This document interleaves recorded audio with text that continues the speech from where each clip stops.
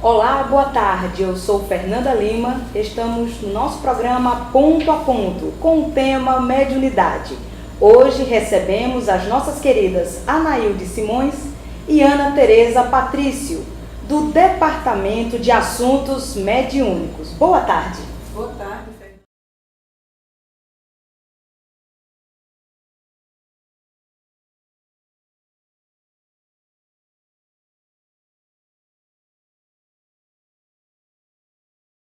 E traz muitas questões. Estamos aqui para essa conversa com vocês. Boa tarde. Boa tarde, amigos, amigas. Estamos aqui com esta grande oportunidade, agradecendo a esta iniciativa do Ponto a Ponto, para caminharmos e navegarmos, por que não, na mediunidade com Jesus e Kardec. Muito obrigada. Então, o tema mediunidade suscita bastante discussão. Nós vamos ter aí 1 hora de conversa sobre o tema. Fiquem à vontade através da Rede Amigo Espírita, Canal 5, TVC e Canal 9, Rádio Fraternidade, para vocês colocarem suas perguntas, seus comentários. Vamos começar logo trazendo o que é mediunidade. Essa é uma pergunta que aparentemente pode parecer simples, mas ao mesmo tempo ela traz muitas inquietações, né? O que seria ser médium? O que é mediunidade? Né? Mediunidade é essa capacidade, essa condição que nós temos, orgânica, que Kardec nos fala que ela é orgânica, a mediunidade, e que nos coloca em posição de entrar em contato com nossos irmãos que estão também conosco, numa outra frequência, no mundo espiritual, e que nos rodeiam a todo momento. Então, a mediunidade, essa capacidade que nós temos e que nós entendemos, nós espíritas, que precisamos colocá-la a serviço do bem. Legal. E qual seria a diferença da prática mediúnica nos dias de hoje para a prática mediúnica dos primórdios? A mediunidade é orgânica, psíquica ao mesmo tempo, e que, mesmo antes de Jesus, na época de Moisés, já existia esta prática.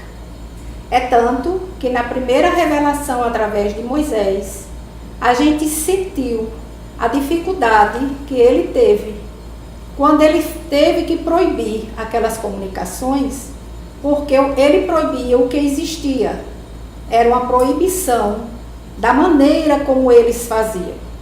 Depois veio Jesus, com os grandes ensinamentos, através da transfiguração no Monte Tabor, expressar a mediunidade que devia existir entre todos nós. E por final, Kardec traz, não sozinho, não com perguntas pessoais, mas através de vários questionamentos de espíritos amados, amigos e benevolentes, que fez a codificação desta doutrina. E o Livro dos Médiuns é um divisor de águas, porque transforma a mediunidade com Jesus. Interessante. Olha, querido internauta, vamos agora ficar atentos a essa pergunta. Eu tenho certeza que muitas pessoas ficam se perguntando isso daí. Como é que nós podemos identificar as interferências dos espíritos sobre o mundo material? Os espíritos interferem na nossa vida de acordo com o nosso pensamento. Eles usam o pensamento e, através deles, eles vão interferindo, modificando as nossas atitudes. Então, há a comunicação, sim, de perispírito ou perispírito. É uma comunicação mental, que eles interferem na nossa vida de acordo com o que a gente vem fazendo. Porque o mundo espiritual, ele é feito assim de compartimentos. E esses compartimentos vivem espíritos de acordo com o comportamento que tiver aqui na Terra. Então, se eu fui um assassino, eu vou nivelar com esse povo que assassinou muita gente aqui na Terra. Então, se meu pensamento está sempre no mal, eu vou atrair esses irmãos para o meu convívio. Por isso que é muito importante todos nós nos evangelizarmos, porque é a primeira oportunidade que o médium tem de conviver com os benfeitores espirituais. Então, fica à vontade. Lembrando agora do livro, né, quando Kardec pergunta aos espíritos se eles nos acompanharam, e a resposta que eles dão é: estamos sempre por perto, muito mais do que imaginais. Exato. Então, no dia a dia, convivendo na nossa vida diária, no trabalho, em casa, em qualquer lugar que estejamos, como a Anaíde falou, na frequência que nós sintonizarmos, nós estaremos atraindo espíritos que estão na nossa faixa vibratória. Né? Se estudamos matemática, iremos atrair espíritos interessados no estudo da matemática.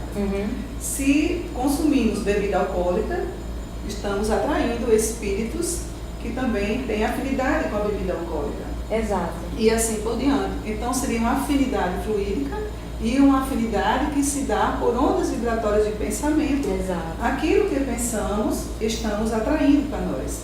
Tem inclusive um livro de Sueli Schubert, que ela fala muito sobre isso, né? Me dizes o que pensas, que te direi com quem andas. É isso. Então, aquilo que a gente pensa é aquilo que a gente atrai para nos acompanhar na nossa caminhada. E aí, fazendo um desmembramento dessa pergunta, que conselho nós podemos dar para as pessoas que estão passando por algum transtorno psicológico e não estão conseguindo dominar o pensamento e acabam tendo pensamentos negativos? O que é que elas poderiam fazer para melhorar essa psicosfera? Isso se dá porque a pessoa fica com a ideia fixa, né, naquilo que está passando, naquilo que está sofrendo. Então, a exemplo de Jesus, é o exemplo que a doutrina dos Espíritos nos traz, que é nos vincularmos ao trabalho do bem. Então, se a gente está passando por situações difíceis, a gente dá um tempinho e a gente faz alguma coisa que a gente desvie o nosso pensamento daquele sofrimento e a gente possa dar ao nosso cérebro um repouso com atividades diferentes, positivas, que possam ocupar esse espaço e recuperar as nossas energias, as nossas células, para que elas transformem. Né? Hoje já existem muitas pesquisas sobre isso, inclusive em relação à prece, o benefício da prece. As pessoas estão sofrendo e ficam se lastimando. Né? Nossa, ficam muito naquela do alto sofrimento, flagelo. E esquece de orar. Né? Ou se ora, não ora de uma forma adequada que possa superar aquela situação. Então a prece também ela vai amenizar esse sofrimento, nos colocar numa outra faixa vibratória, para que a gente possa pensar o seguinte: puxa vida, o que é que eu posso aprender com esse sofrimento? O sofrimento, a dor, traz uma mensagem para nós, que a gente precisa rever posturas, rever atitudes, reformular nossa vida interior, para que a gente possa, apesar do sofrimento, com o sofrimento e sem o sofrimento, também estarmos ligados a ações e atividades do bem, que, como já está também nas Escrituras e em São Francisco de Assis, quando a gente dá, a gente recebe. Isso aí. Né? Ninguém é tão pobre e está sofrendo tanto que não possa doar. Exatamente. Então, vamos seguindo, né, com o nosso estudo sobre a mediunidade, hoje com a nossa querida Anaíde Simões e Ana Tereza Patrício. A partir de que idade o ser humano passa a manifestar seus dons mediúnicos? Porque nós sabemos que na codificação, adolescentes estiveram presentes ajudando ativamente na codificação. Mas será que pode acontecer mais cedo? Sim. A mediunidade, ela além de ser neutra, ela independe de idade, de sexo. e ela pode aparecer desde a infância até a velhice. Quando ela aparece na criança, a gente deve ter muito cuidado, a família deve observar o comportamento desta criança para que não a conduza para centros espíritos não esclarecidos, para que ela receba uma assistência espiritual desejável para o nível da sua idade. Então, aconselhamos o Evangelho, a aplicação de passes, a água fluidificada e que a família também dê assistência assistindo às palestras na casa espírita. Aquelas não espíritas devem levar as suas crianças e apresentar Jesus para elas, independente de credo, que eles tenham uma frequência na religião que pratica. O adolescente, como Kardec trabalhou muito com eles, que é de muita valia, eles já têm o compromisso e muitos já estudam com relação à mediunidade.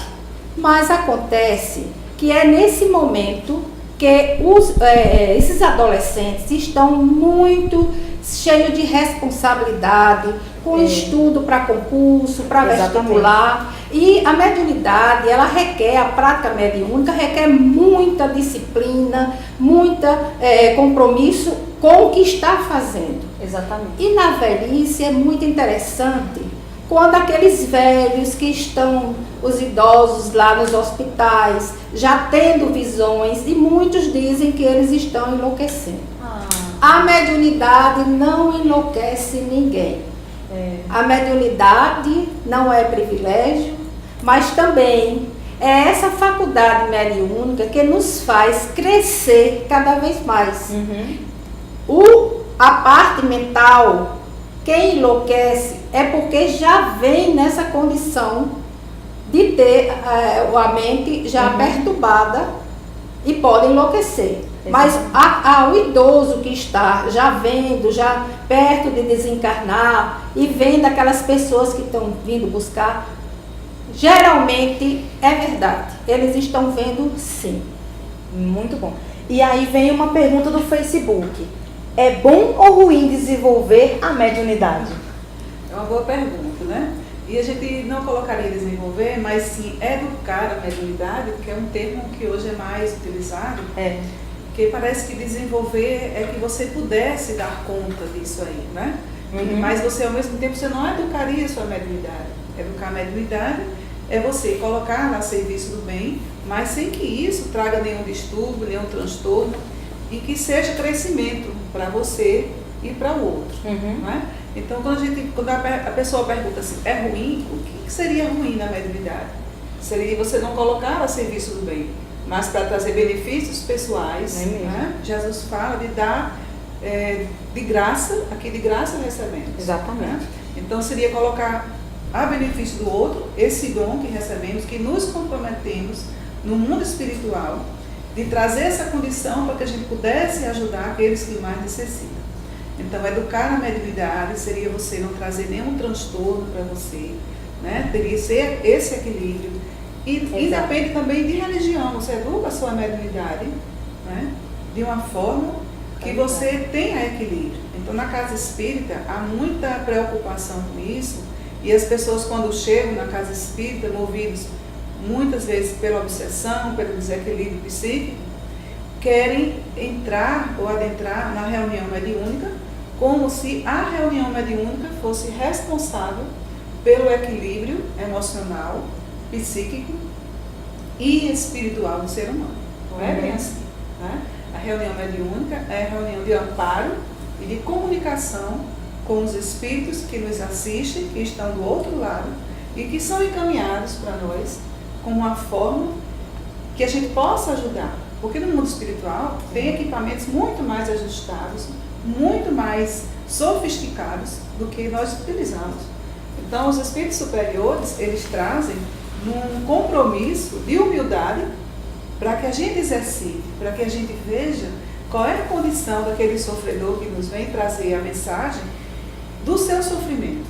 Não é? Aquelas pessoas que passaram para o outro lado da vida e ainda continuam apegadas aos seus bens materiais, Exatamente. às pessoas que fizeram parte da sua convivência familiar, e passam no mundo espiritual a sofrer imensamente essa ausência, essa falta daquilo que eles consideravam que seria eterno. Não é? Porque quando a gente está no mundo da matéria e a gente começa a ter uma vida unicamente para ganhar, né? Para ganhar, eu falo, ganhar dinheiro, ganhar prestígio, ganhar poder, quando a gente passa para o mundo espiritual, a moeda é diferente. Exatamente. E essa moeda assusta, porque vai contar não o que você teve, mas o que você fez em benefício do outro.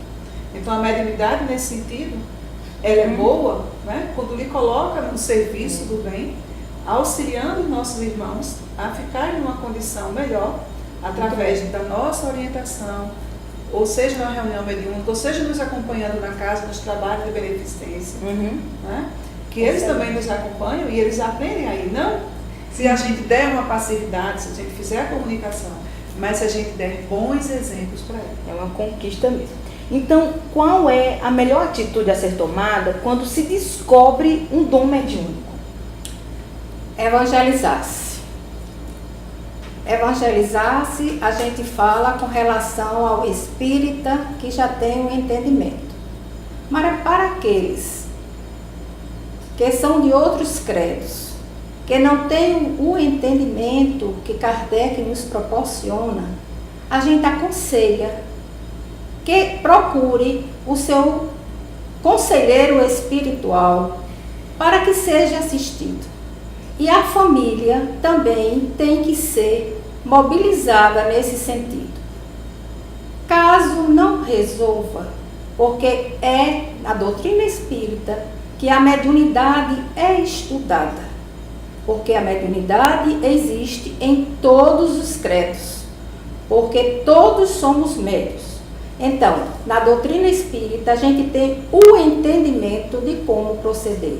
Então, aconselhamos que venham à casa espírita, que procurem se modificar, como Ana Teresa já falou, que entrem num trabalho social, que procure auxiliar onde existe tantos abrigos, tantos orfanatos, porque mediunidade não é só trabalhar em mesa mediúnica, como se fala, mas é o nosso dia a dia, é auxiliar aqueles que passam por nós e que nos pedem um auxílio e a gente dá o ouvido e o ombro amigo.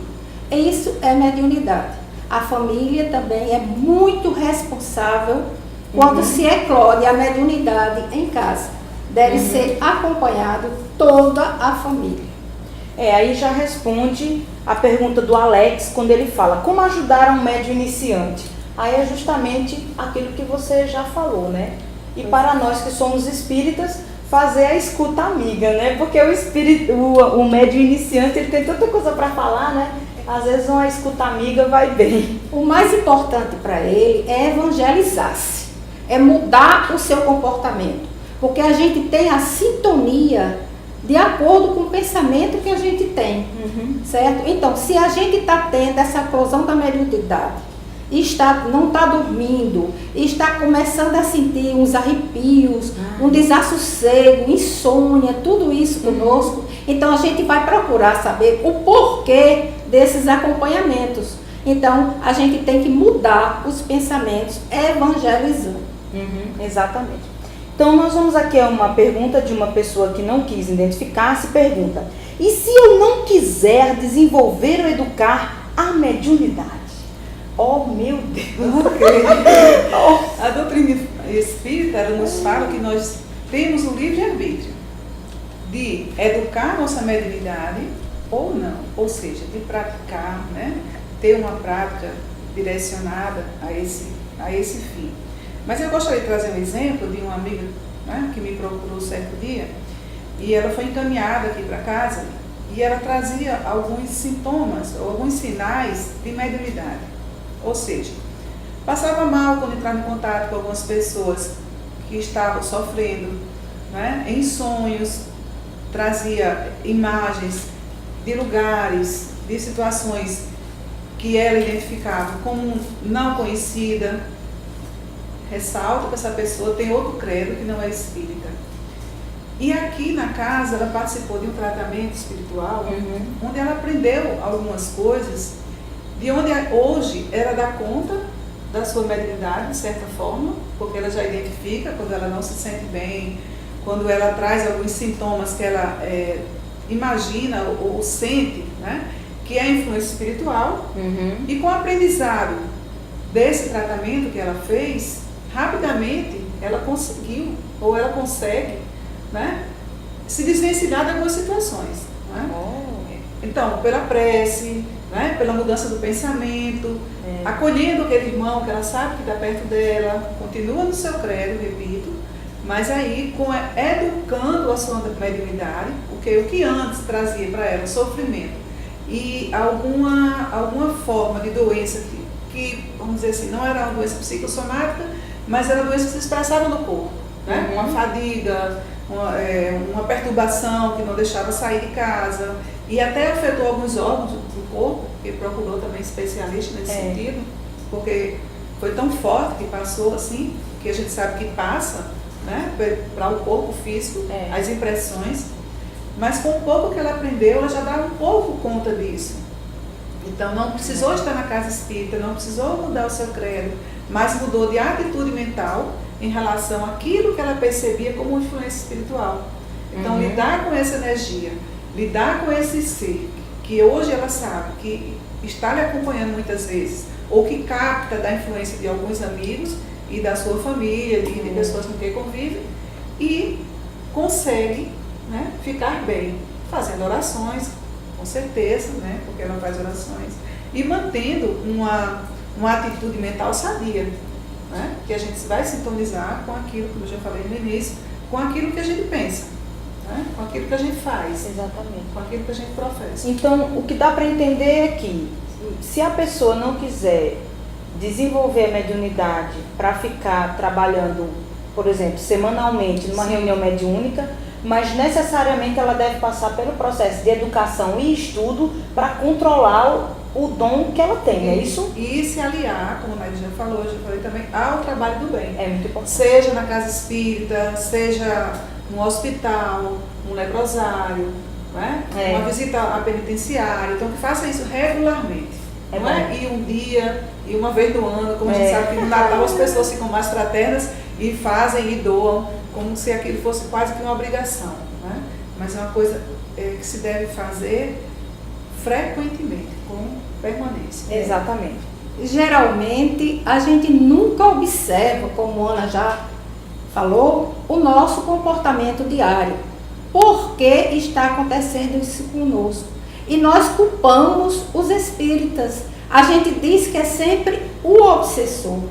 Mas bendito o obsessor que vem nos procurar para que a gente procure o entendimento do Evangelho e que a gente faça a nossa transformação moral. Porque sem a gente fazer essa transformação, a gente não vai conseguir nunca se libertar dessas perturbações. Quer dizer, se não quer desenvolver ou participar da sua mediunidade, que foi um compromisso que você escolheu para vir aqui ressarcir seus débitos, então pelo menos procure mudar os seus pensamentos, suas atitudes, busque atividades que possam auxiliar o próximo e faça a sua transformação moral. Essa é a meta a ser atingida. É isso aí. Nós temos aqui a participação da Ivone, que diz: é comum trabalhadores espíritas desencarnados se manifestarem nas reuniões mediúnicas da casa em que estavam ligados. Só lembrando Chico Xavier, Chico dizia o seguinte, que o telefone toca de lá para cá. Então, se eles vão estar na reunião mediúnica ou não vão estar, né, vai ser uma questão do merecimento e da condição espiritual que ele terá, onde ele estiver, né, onde ele estiver, a permissão para estar na reunião. Mas ele vai estar na reunião, geralmente, eu digo assim, pela nossa casa, nos momentos em que se prepara um evento. Então a gente sabe que eles continuam trabalhando na casa, ou pela casa, no mundo espiritual, e durante essa preparação para algum evento, algum seminário, eles se aproximam para nos dar segurança de que eles ainda continuam vinculados à nossa casa, que eles continuam nos auxiliando. Mas isso, repito, a definição é de lá para cá. Né? A permissão é do mundo espiritual para o mundo da matéria. Quando a equipe precisa, né, de uma instrução, ele tem que passar uma orientação. E quando eles estão sofrendo também, às vezes é permitido eles virem, né, para expressar e serem auxiliares. Ok, então vamos dar continuidade ao nosso estudo sobre mediunidade. Como o espírito desencarnado pode atuar sobre o espírito encarnado? Através do pensamento. Desde o início a gente fala do valor do pensamento na nossa vida. Somos sempre o que pensamos.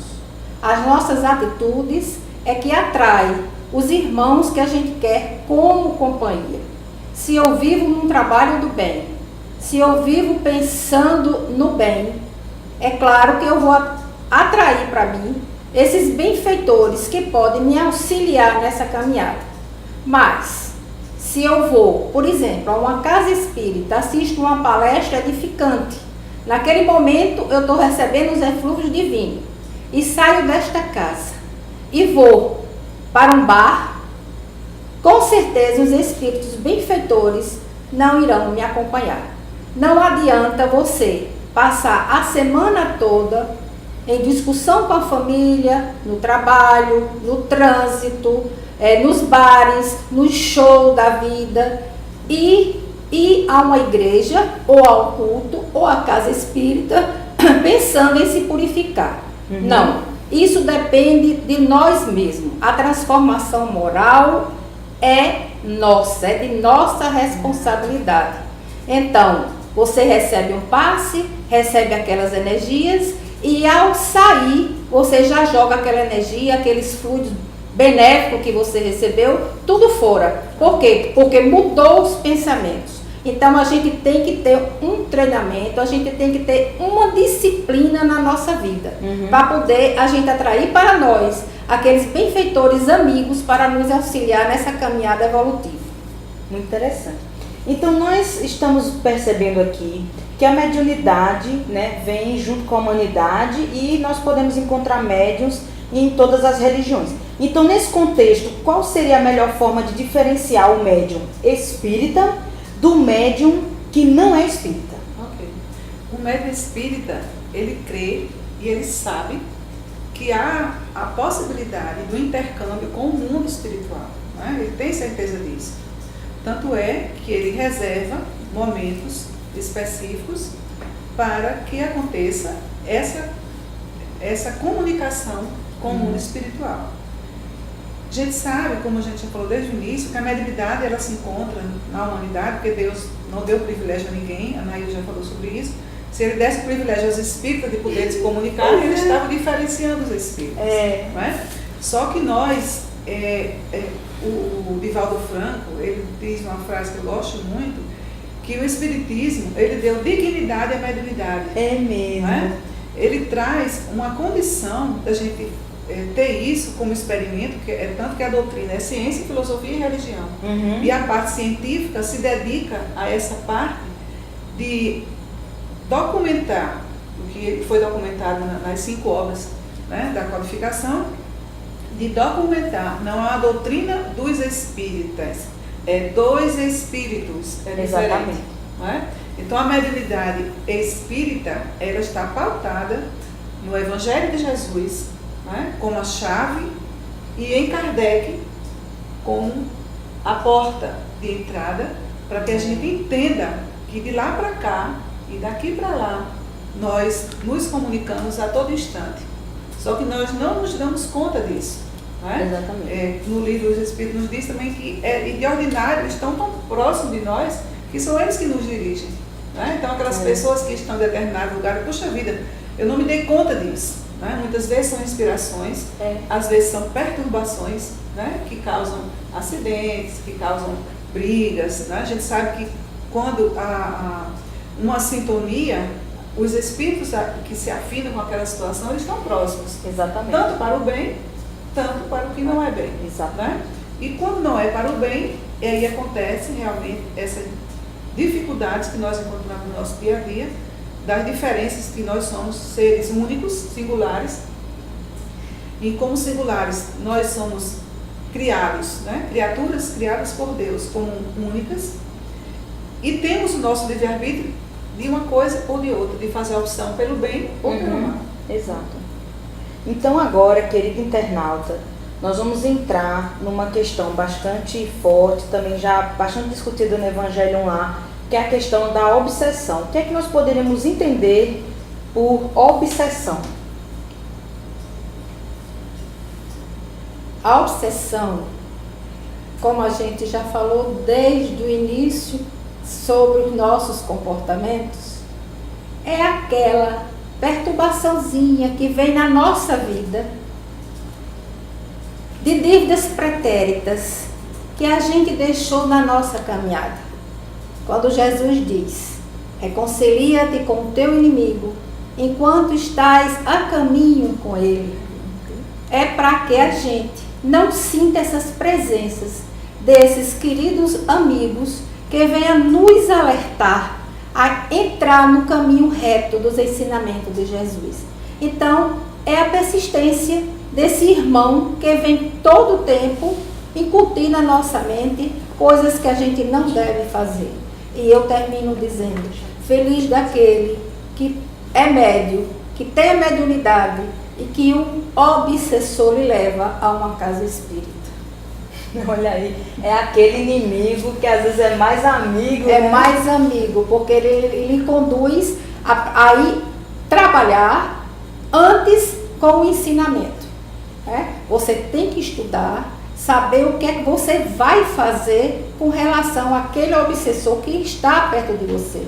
Porque Paulo diz que nós somos cercados por uma nuvem de testemunha. Agora, essa nuvem de testemunha, a gente tem que saber conduzir, se é do bem ou se é do mal. Vai depender unicamente de nós, vai depender unicamente do nosso comportamento. Agora, pensando aí, Anaílton, nesse sentido que você falou, me passou uma ideia agora, né, quando Jesus fala: amai os vossos inimigos, né, que na doutrina a gente trabalha essa questão, né, eu acho muito difícil amar os inimigos, mas me passa assim: por que a gente hoje, né, por que a gente deveria amar nossos inimigos? Porque os inimigos são aqueles que apontam com mais frieza, com mais certeza os nossos desvios, as nossas dificuldades, e nos apontam sem nenhum constrangimento, né? Sem nenhum respeito. Sem nenhuma ressalva. Devia parar um pouco para ouvir, não que tudo que eles digam seja verdadeiro, né? Mas alguma coisa que eles dizem pode nos recolocar num outro caminho, né? Numa outra situação. É isso aí, tendo um senso crítico em relação ao que eles nos trazem, nós podemos tirar um bom proveito dessa crítica. Exatamente. Então, nós já entendemos o que é obsessão, e aí vamos entender agora quais as principais causas da obsessão. O mau comportamento, como já foi falado até agora. Amai os vossos inimigos, é o que Jesus nos ensina, para que a gente não tenha más companhias depois. Por exemplo, se a gente tem um inimigo que não se reconciliou, ele vai continuar amigo no mundo espiritual? De maneira alguma. Ele vai continuar o nosso inimigo, aquele que aqui na terra, junto com a gente, bota o pezinho para a gente cair e está sempre nos deixando em dificuldades. E fica mais fácil para eles porque a gente não está vendo. Ele usa o pensamento para nos intuir ao mal. Então, a necessidade é essa, da gente pensar geralmente no bem e procurar fazer o bem. Olha, gente, tem tanta coisa para a gente fazer o bem. Tem tanta criança nos orfanatos precisando de um banho, de uma adoção, tantos animais jogados na rua que a gente chuta, tantos velhos, idosos aí nas casas de saúde, precisando de alguém que bote a comida na boca, e a gente não faz nada disso. Então, o bem é que nos leva a ser desobsediados. Então, vamos lá. Nós já entendemos, né, o que é obsessão, as principais causas. Agora eu gostaria de saber a diferença entre a obsessão simples e a fascinação, porque a gente sabe que existem vários graus, né, de obsessão. Então, como é que a gente pode distinguir se a gente está sofrendo de uma obsessão simples ou quando a gente já está num grau mais forte de obsessão que a gente chamaria de fascinação? vamos dividir a pergunta, né? A obsessão simples é essa obsessão que normalmente todos nós temos, porque todos nós somos comprometidos com a lei divina. Então, tudo que nos afasta do bem nos traz más companhias. Sendo mal acompanhados, nós estaremos sendo obsidiados ou influenciados negativamente por aqueles que nos acompanham e que muitas vezes nos perseguem, nem nos acompanham, nos perseguem. Então, seria a obsessão mais simples, que todos nós, né, de forma geral, temos. Na fascinação, nós temos mais dificuldade em notar esse tipo de obsessão. Geralmente é aquele nosso inimigo, amigo, que nos apresenta, porque nós estamos tão fascinados que não notamos esse tipo de obsessão. E é a mais perigosa. É a mais perigosa porque a obsessão simples, como a Ana falou, todos nós temos. A fascinação, a gente fica, por exemplo, aquele toque conhecido que todo mundo sabe, de colocar roupa das mesmas cores no varal, pegador da mesma cor, dobrar do mesmo jeito. Isso é um tipo de toque obsessivo, transtorno obsessivo compulsivo. Então, se alguém nos mostrar isso, que a gente não nota. Então, esse é o tipo da obsessão com fascinação. A gente está fascinada por aquilo. Até na religião, na doutrina espírita, no trabalho, só quem faz melhor é a gente, só quem sabe fazer é a gente. Na mesa mediúnica, só quem dá comunicação melhor é a gente, só quem recebe o mentor é a gente. Isso é um tipo de fascinação que a gente tem que cuidar. Exatamente. Então, nós estamos aqui com uma pergunta da Maria Fidalgo, que ela é de Portugal. Ela traz a seguinte pergunta: é possível uma médium no Brasil, ela é de Portugal, certo? Então, é possível uma médium no Brasil, falando comigo, por aqui, que ela está em Portugal, através da Rede Amigo Espírita, ver a minha aura negra e ver que eu estou com maus pensamentos? Quer dizer, seria uma visão à distância, enfim. A sintonia, né? De forma geral, o Espiritismo não se prestaria a ficar, né, com essa intenção de descobrir se a pessoa está assim ou está assada. Mas a gente sabe que na nossa vida em comum, se a gente, por exemplo, telefona para um amigo, que ele está em qualquer lugar do planeta, e pelo tom de voz, pela forma como ele se comunica, a gente já sente que ele não está bem, né? Da mesma forma, a gente poderia ir em contato com a pessoa, ou vibrando por essa pessoa, pensando nela, assimilar muitas vezes aquilo que ela está passando, né? Sentir, através do sentimento. Exato. Né? Então, seria possível, sim, sentir se a pessoa está, né, com essa dificuldade. Não seria a intenção, não teria, a priori, assim, a função da mediunidade seria essa, de saber se a aura está assim, está assado, está vermelho, está azul, né? Mas, se colocar a mediunidade na intenção de, em pensando nessa pessoa, enviar fluidos positivos para que isso que ela sente, né, que ela imagina, que esteja sendo plasmado em ondas ou em imagens escuras, que se transformem em ondas claras, pela oração, pelo pensamento do bem, né? Seria possível nesse sentido, né? Eu imagino. Nós podemos imaginar também a questão do mérito. O médium pode obter uma informação dessa sendo amigo da pessoa para ajudá-lo, que aí seria uma questão de mérito, né? O anjo da guarda envia a mensagem para que o médium possa ajudá-lo através da Rede Amigo Espírita, ou porque realmente na Rede Amigo Espírita é digitando. Se fosse por telefone, seria pelo tom de voz. Né? Pelo tom de voz também dá para identificar se a pessoa está bem ou mal. E pessoalmente, pela linguagem não verbal, também pelo campo magnético, tem como você detectar se a pessoa está bem ou mal. Então, enfim, né? Deus arranjou várias formas da gente descobrir se uma pessoa está bem ou não, e é uma forma de caridade espiritual para com a pessoa. Outra pergunta que está aqui do Facebook é: que livros vocês indicariam para um iniciante? Aí deve ser ou um espírita iniciante ou um médium iniciante. Fiquem à vontade. Eu penso que deveria começar pelo começo, né? Como os espíritos fizeram. O Livro dos Espíritos, uma base filosófica da doutrina, porque aí traz, né, todo um conhecimento de indagações dos espíritos, né? De Kardec é os espíritos e a resposta, e que é um livro de pergunta e resposta, e o Evangelho segundo o Espiritismo, que traz as máximas do Cristo, que aí iria aliviar, né, o coração e amenizar o sofrimento, porque à medida que a gente vai entrando em contato com os ensinamentos de Jesus, a gente vai modificando e a gente vai poder traçar, depois de um tempo, um divisor de águas na nossa vida com Jesus e antes de Jesus. Então, eu penso que são duas obras. Se a Naíra quiser indicar mais alguma, fica à vontade. Não, essas obras são bastantes. Agora, eu acredito assim, que depois dessa leitura, se tiver condições de visitar a casa espírita, venham estudar, fazer um estudo sistematizado, né? Muito bom. Iniciar com o Evangelho, ter um entendimento, fazer um atendimento fraterno, um atendimento espiritual, entrar no Evangelho, depois estudar a doutrina sistemática, que é o livro dos Espíritos, aquelas morais todas, estudar tudo aquilo sistematizado, para depois chegar, se aperfeiçoar no estudo, porque só o estudo é que vai nos libertar, porque a verdade nos liberta. É isso aí. Então, dando continuidade, né, ao nosso estudo sobre mediunidade, como identificar a interferência do médium sobre a comunicação do espírito?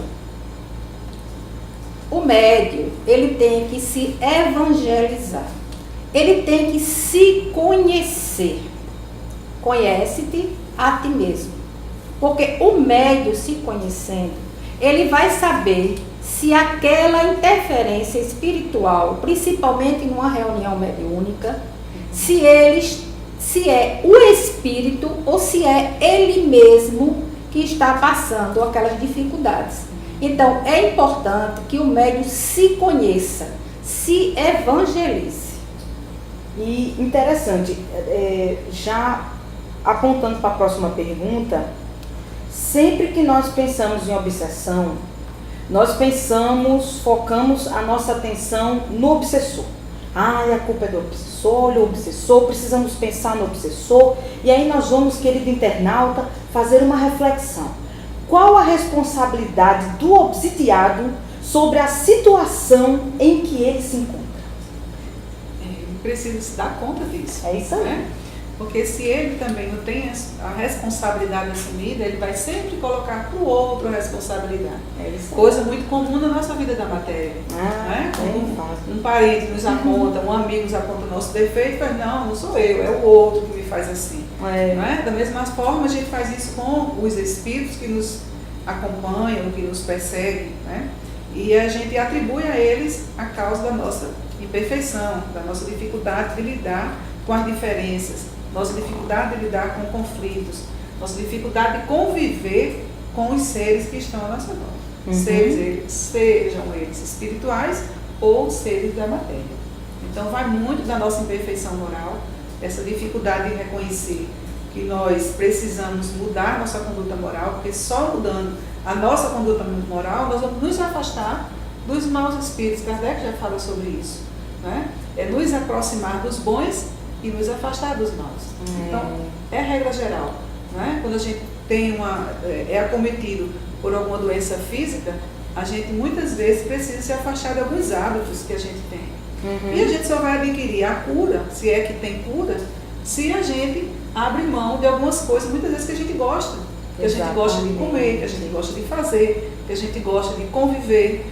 Então, se a gente não segue a regra de uma mudança interior, né? Joana de Anjos nos fala muito sobre isso, as suas obras, principalmente da série psicológica, onde ela fala do autodescobrimento, do autoconhecimento, né? O Anaíldo falou que vem lá desde Sócrates, né? Que está lá também no Livro dos Espíritos a questão.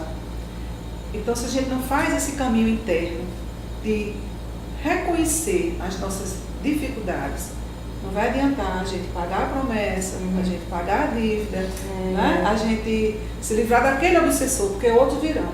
Outros estão à nossa espera e vão nos acompanhar pelas nossas atitudes. Né? Se a gente está doente da matéria e a gente não faz aquilo que é orientado por aquele que foi enviado por Deus para cuidar da nossa saúde, né? Que são as pessoas ligadas à área de saúde que lidam com o doente. Então a gente está fazendo muito pouco, porque é muito comum, quando a pessoa está doente na matéria, que lhe receitam uma série de medicações e ela tem que tomar durante 30 dias, com uma semana ela vê que melhora, ela já larga um remédio e diz assim, eu não gosto de tomar remédio, né? Mas remédio não é para a gente gostar, a gente gosta de comer outras coisas, né? Precisa gostar de outras coisas, a gente precisa. E na questão espiritual, quando a gente fala do reconhecimento das nossas dificuldades, nos afastar, por exemplo, se a gente é uma pessoa que gosta, que a gente está muito vinculada aos abusos da sexualidade, os abusos do uso de drogas, sejam lícitas ou ilícitas, né? Se a gente é adepto da maledicência, né? E de outras práticas perniciosas para nós e para o outro, né? A gente não vai se livrar nem da obsessão, nem das nossas influências espirituais, malignas ou más. Né? Então, a conduta, a regra de conduta é que vai fazer essa modificação. Tem que prestar bastante atenção nessa questão. E a gente se encontra assim na condição que a gente se permite, como a Ana já falou. Então, se eu gosto da bebida, eu sempre vou culpar o outro, mas a gente esquece que quem está perto da gente é aquela pessoa que desencarnou, que era um alcoólatra e que faz a gente da caneca, né? Vocês podem imaginar assim que nunca acaba a saideira. A saideira é difícil de terminar, sempre tem mais uma. Por quê? Porque ele não permite nem que aquele copo, aquela caneca dele fique embriagada. Eu não sei se vocês já notaram que o bêbado, ele sempre conduz um veículo e muitas das vezes não acontece nada. Porque ele tem aquela proteção daquele obsessor que ele o conduz para destruí-lo. Porque o obsessor, eles nunca querem que a pessoa seja feliz. Nunca querem. E quanto mais tempo o alcoólatra permanecer, né, mais tempo ele toma na caneca junto com eles. A vingança persiste e a pessoa se compraz, né, mas é uma felicidade ilusória. Então vamos seguindo. Como é possível ao médium controlar as manifestações dos espíritos, mesmo violentos ou desequilibrados? Através da educação da mediunidade. Eu gostaria que a Anaílde, como médium de efeitos patentes, como diz Kardec, que ela complementasse a questão.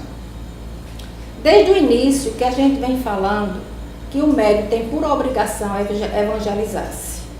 Então, à medida que você vai tendo conhecimento do Evangelho, dos ensinamentos de Jesus, dos ensinamentos de Kardec, você vai entrando numa linha de mediunidade com Jesus. Quando vem um médium, um espírito, querendo dar a sua mensagem com violência, batendo mesa, derrubando cadeira, gritando, o médium educado não permite. Ele sente aqueles destrutores todo, mas ele vai controlando. E à medida que ele se educa, que ele sabe controlar, o seu guia espiritual vai lhe auxiliando. Então, está tudo, como a gente falou desde o início, na sua educação. Educação que a gente tem através do estudo. Legal. E por que o médium, após uma reunião de estudos evangélico-doutrinários, ele costuma sentir-se deprimido ou psiquicamente saturado? O que é que dá essa deprê no médium? Isso não é uma regra, né? A gente vai ficar assim se a gente ou já estava assim, né? Ou se a gente teve alguma influência e não deu conta disso, né? A gente está vivendo algum conflito, mas em regra geral a gente deve sair de qualquer atividade em casa espírita melhor do que chegou. Né? Porque a lógica é que se alguém nos acompanha, se a gente tem alguma companhia que não era muito boa e que vem à casa espírita e assiste uma reunião doutrinária e participa de uma evangelização e participa de um estudo e ao término desse estudo, né, está com dificuldades, é porque ele não deu conta disso. Né? Tem que se investigar, cada caso é um caso. Né? Principalmente em reuniões mediúnicas, o médium deve sair melhor do que chegou. Ele pode até se sentir um pouco com as energias um pouco desgastadas, se ele deu mais comunicação do que ele deveria, né? Mas aí com o tempo, assim, com poucos minutos, em poucos instantes, após a prece, ele deve recobrar a sua integridade física, espiritual, né, mental, e sair daquele espaço melhor do que chegou. Mesmo se for reunião de diálogo fraterno com os espíritos sofredores? Mesmo, porque nós estamos sempre com o nosso anjo de guarda, nós temos a proteção.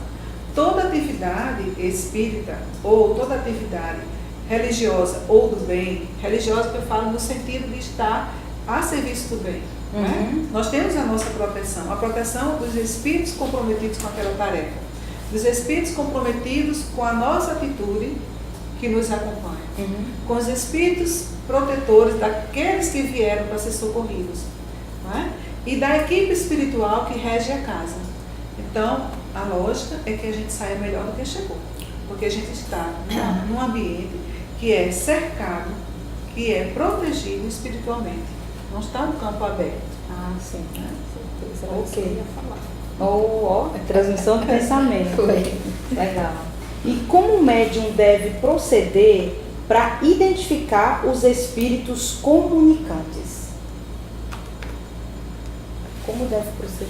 Olha, o médium, quando vem para uma reunião mediúnica, ele já deve vir preparado, porque ele tem que se preparar eternamente. O médium que vive trabalhando em reunião mediúnica, ele tem que viver se evangelizando sempre. Por quê? À medida que ele entra numa reunião mediúnica, ele tem que confiar que aquela sala está preparada e tem uma seleção de irmãos para ser atendidos. E como Ana já falou, a gente tem que sair dessa reunião melhor do que a gente entrou. Confiar, porque a gente estamos ali a serviço do bem. Eles vêm sempre trazer os seus sofrimentos, nos auxiliando a dizer: vocês não façam o que eu faço, para não ficarem como eu estou. E aqueles benfeitores que vêm trazendo suas mensagens também vêm nos fortalecer. Então, é de grande valia que a gente confie e entenda que a gente deve sair sempre melhor do que entrou numa reunião mediúnica. E que mensagem nós podemos dar para aqueles médiuns que usam a sua mediunidade como atividade remunerada?